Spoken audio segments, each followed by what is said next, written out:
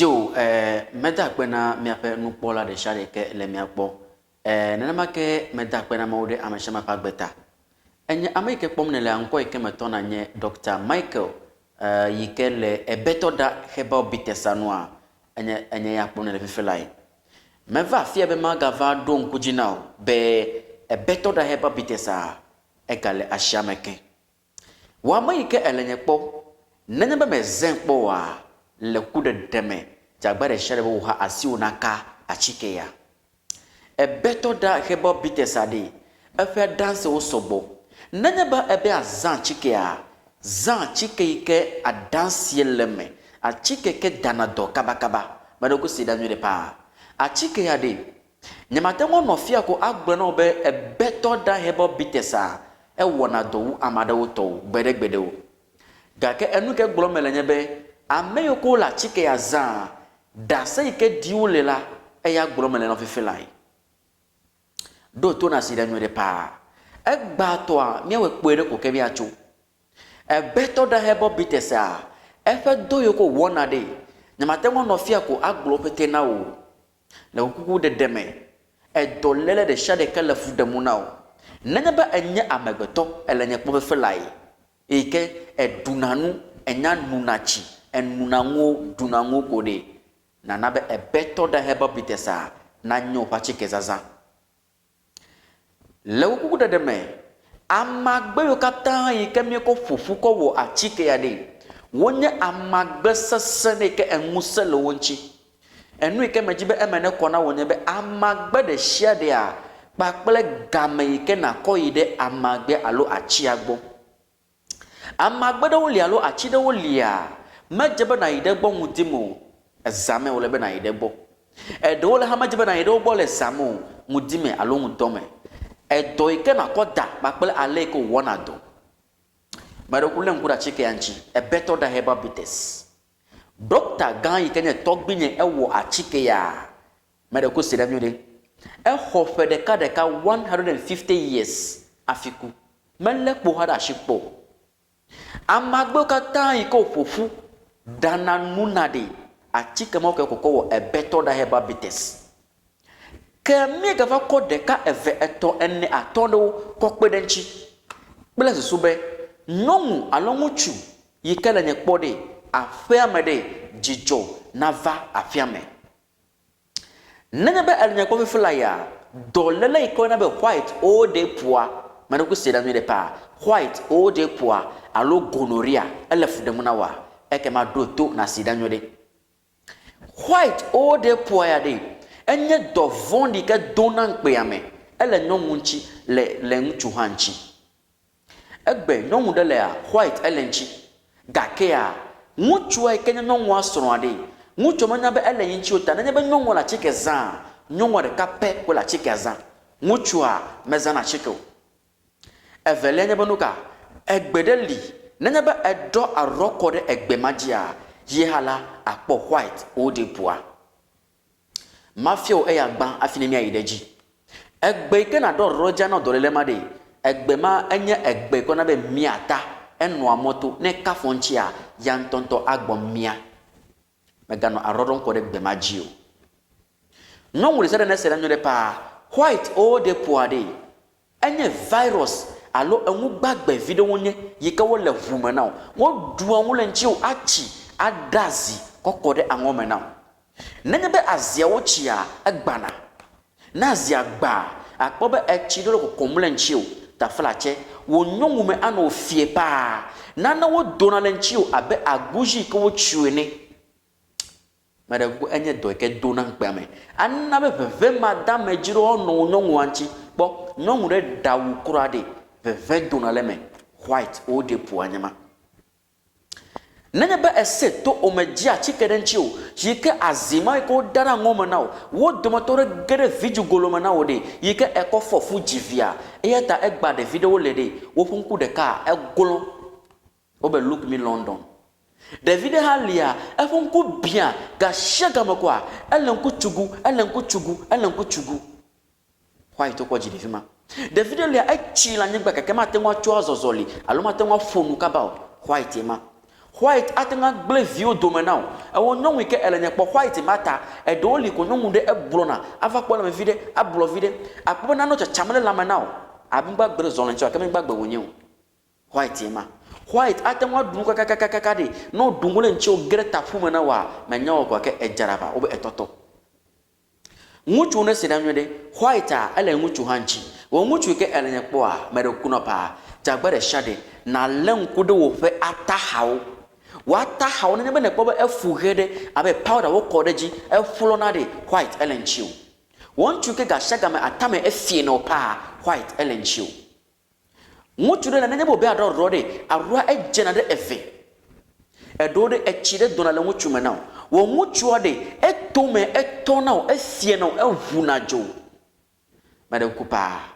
ne me gia chike de ngumanchiu yike ekochi madelia no kpɔnma ko de efaza machide kwa ejo vide ko egava ejo vide mere kuku no pa white o de po gonorrhea enaba wo muchua de wo po muchua de ekuchechero chere muchua nchi efi no pa ede wo le muchu do lia wo po muchua ele boblo toleleta me kafu achike na mere kulo na fla chupa de kare ka wo me aton nyon wa ko muchua de wa fofu anu achike ya edo ajo ele virus a wo fiange ele be white a virus a de alo engba gbevima ko dana jia achide like efiana engba gbevima wo achia de kaponkonya avofro de ka o me eton wonye bia me chikele gbola me betare avofro de doka wona de ka o me tonyo me toma katande wo le ebeto da bitesiame tane be no chika de ele virus a wo kata fiange kenevu emene kona mere shade nyatefia de kapekonye Dr. Michael gashaga manoblo na bia no chike de white o de puatade mere ku milk indomie da sele mo monchi na magbre no nyabe mate wode jiwa mega va gble ka wode eyamo ka kene be ete wode ji yike eva fla chike ago me atoma kene ton jabagba ne no chike o ma atoma vode do donua mebe adakpe na mawu bo eya na nyabe ne ya ne kpo gade fle go me ton kaka e bia no vode e ga ba fle fe perenchi efo ga kana be ebe akọ treat white day jonne pe number le screen ate number ele screen ate jo number ma fie onu ke na kọ perenchi na gonorrhea e to fondi wonye po nyom ma chena na senyone palo na nguchu ava ko ejo ebe gbogbo eme gbogbo yo se danwore e po le ke mala fia nyapo veve madame ji sedalo veve madame ji de ke mele fia ta afia enya no nam le ke ma cho hade me ganyalo wo namu ta ewo mai ke elenye kpo ewo nyonwu se na nwere won tonto be nyebe de ta flache na nyebe eyide chilefe yike etashi do kyo nchide veve yike donade enya senana won to a adonje na do kyo yita na be nguchu ava fuma yike veve madame jimo le fuma de na nguchu anya fojo a echoma ga va gbedegbedo ga kana be nguchu ava veve madame jide kama le fuma le neat ele jajede efu le dry de na nguchu ajode boda evu safi kura de akova dashima now na be ebeto da bites na jira wono ngodo adida se amuna se mutu ike elenye kpo fela ya babia de kanya benuka leka afia makole afi jijona no afemela etuna mutu bo menye e kanya wonye gbolo melo alo de kaje chegbo ocho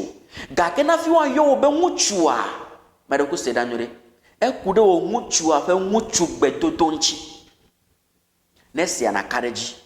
wo muchu ike elenye penko selenye kpofe flya nene be enya muchu yike ta flache wo fe muchu emusama lenchiwa gbesa gbegbe ejire anu afiame muchu de sere na seda nyure pa ekpo chan blemade miatogbiwa wo ton de na nyo wo me ve wo me ton wo me ne ga ke emusen galonchi ga ke egbe wo muchu nyo de ka muchu de ka ga ke muchu ha de egbe a efe muchu a emusama lenchiwa mutu le gbeade bodalo kaka wona yide kapekwa efo le blima meto gbe ngolia ozana prekese dawadawa akofutechi ta enana bunuka enwumo kokofuna de chide enana musan fo mutu ela be mutu de sedanyo mutu ke la tamena wa efude kemelemu e kason ko ni ta nenya be ela gbede mejebe wo pe mutu na ku nenya be mutu aku a keja won tonto hala eku yeta sidanyo de prekese fa chia de efeke ela chikiame nenema ke dawadawachi eha la chikiame yokuchi ela chikiame jensi feke ela chikiame sedanyo de pa dode makpowe ela chikiame wo katande wo kpere mia wuchu nti be wo fe wuchu ade enwo sena no nchi bona magbanya kana lo fiana se be fly na nya wuchu megbele ma opon kome nya tepe de kapako onye sedanyo de evula ne bia dua na yine wafu evelia magi quip magi enu ko vina ngana de mega kono te chipo mu na wona so gba pa sedanyo de fetri de chi ne vanyigba echi kele fridge me muchu dasele momonchi na player de ka me aton nuitre de no dodonu me na ko sra ve wo fe muchu emu sei ka gere me na wa won tonto ele bloge ela be nyomu de share de mui ka wo jina nyomu sedalo mui ka jona jina nyomu a yanya emui ka sesen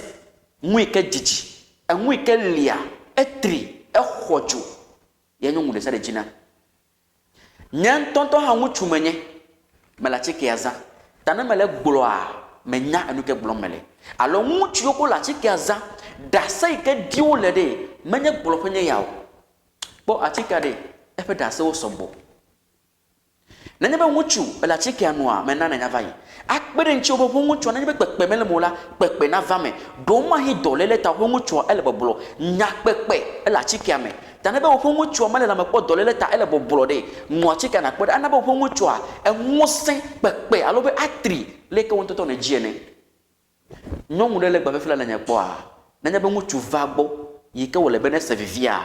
veve ko sena menyo eti be nyomu nyebe muchu vagbo de na sevivi anworo do kiobe na nyebe mu kede nyomu ma anu mu kpro de anu ase ya hawojiu ela be exame a muchu ade evuvu la mana nyomu a ka ewo nyomu muchu vagbo kwa enwuke kwa ke ebe yipra ele veve sem de aw be na sevivi muchu ava wo nyomu bo elame na vivi na o me do ku mu achike ya plego me aton number le screen ate jom doctor finis me la sinyo doctor sronya muchu ade enmuseme le nchiu alo bona be doctor sronya de mega le muchu gbe adomo ma fi onu eke mi akokpe da chike anchi na zen akpona ne da won tonto de ele da se dige menye nya ga no fi akode ano egbom na sew egbe no mu de le a no obi ado asianyi fi a 2 days 3 days evuanacho evuika do a ele yibo nuka tawle be no nenema no mu ne bi ado asianyi a amesia ma senko ele be anwome ele ve mega duje akona ve o better da Peters de floma tonko de home non mu kaka akpona neda no mu de le gbade nanye be woliko de esena be na no vana le ife doma be vi menye vio no mu de kura le gba nanye be ne kwe a asube fu no onye efu ha mele show fu dololo ne gande yanto ngafuji abe benz basene efu mele show ebe nwa vana le ife dome mere ku no pa le better da Peters nanu na kpoda ele nwa loloke edanye alele to mo no operation magaba operation no ela benanye be alele go mejede echena wuli na ile koji ke lolo a doctor akode ade adogo ga ke ko chede me wuli a metele dego ye ha ga fa chinake muachike ade na lolo evugbele ma na wa dolenchi o wo me atompe ye ta nonu ke fuleshi a mega muachike ya bo nonu de le egbe ejivi de kape nonu de kura ma jivi po aketa flache na po enu ike la kotane a enu age abe ameke jivi o ma ton le vi o ma wene enya nonye ke jivi ejimi o de ka me wi aton kura de na po egba asobe tugbeje wonye ela ba efe nu de efofu da kotane nya pepe a ela chikiame le blima nonu nenye be ele nya pepe chiago metode ogobe davi ko avoko cho open noji ela benye be ede open no ko fia nya pepe de anabe enuala anololo nya pepe made ela chike ameta ewo non nenye be ela chike ya nude akpede nchobonuka wo fe no de afofu de akota now menye be alololo afofu no de akota now ke el nabenuka ele yi vide nenye be no ko be enyo na okwa da sela chike anchi mede ku ma punu za na fie egba hamabusum ikenya ekagande nenye bene sede echike donade elabe ehuene ela chikeame emma de kape edo ko danade nyamatengo no fia agbulo pete na wona sew Dr. Michael nya number elevede ho number na yo miafonu ebeto da hebo bitesa medoku yide drugstore shia de iketere nchio fifila ya mawo menu vetade mi kakao de drugstore me herbal shop pharmacy chemical shop medoku akpachika la fama ple ebeto da ala olenye ya ga kene bene jila ko so mede yide abetisam le ho alo metro mass station le ho na be Dr. Amagology medoku akachi to katande wa idenuka Precious Life Herbal elle dagbi hospital afa megbe a chike jafe ko do la fuma Precious Life Herbal yike chawo na be abroad herbal elle afuma na kwa ple ebeto diabetes medoku pa nenya be na yi metengu yo nko a ode a chike a o ma dire na wo bo a chike a elle screen aji